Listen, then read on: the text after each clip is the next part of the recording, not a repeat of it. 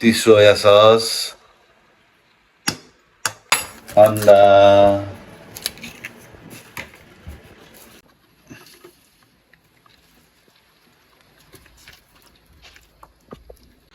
Hello guys, दर्शन नमस्ते हौवा। हजुरहरूले हाइलाइट हेरेर थाहा पाइसक्नु भएको छ। आज चाहिँ हामीले मसरुम फ्राई गर्न लागिरहेछु। Crunchy mushroom fry. मैले यहाँ मसरुमलाई सानो सानो बनाएर धोएर सानो सानो बनाएर पानी निचोरेर राखेको छु। अब म यसलाई बनाउन लागिरहेको छु। यसलाई पहिला मेरिनेट गर्छु है गाइस।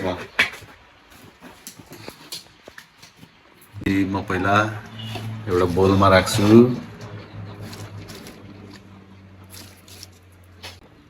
अलिकति बेसार, अलिकति खोर्सानीको धुलो, अदुवा लसुनको यो जिरा र धनियाँको पाउडर, अलि पुग्दैन होला, अनि नुन आवश्यकता अनुसार, ती सोया सस, अलिकति भेनेगर, सोडा, हल्का सोडा, खाने सोडा। अब अनि अन्डा। गाइस म यसलाई मोल्छु है।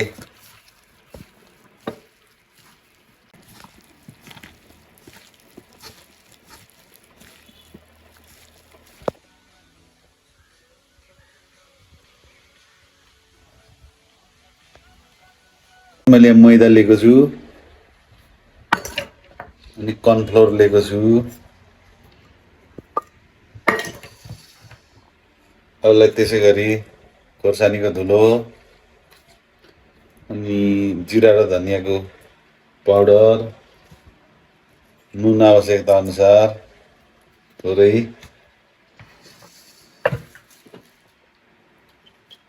अनि यहाँ मरिचको धुलो।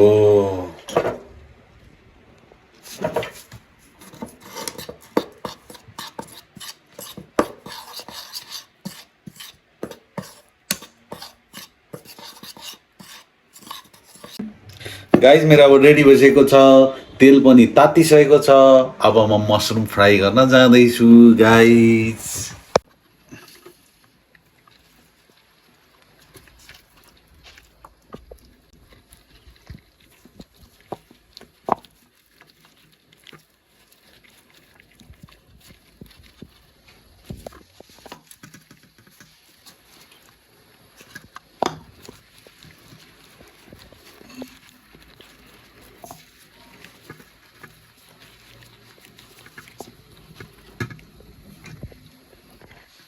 गाइस तेल तातिसकेको छ।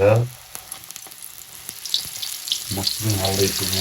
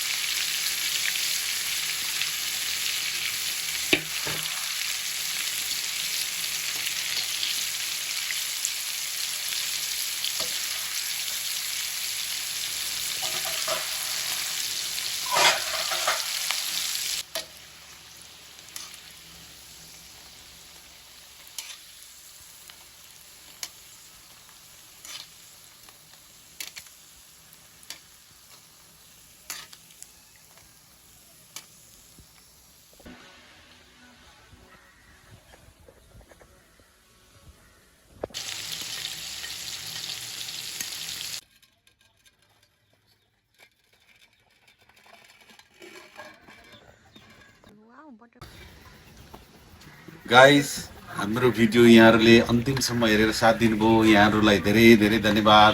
गाइस हजुरहरूले पनि यसरी नै बनाएर खानुहोस् मसरुम फ्राई।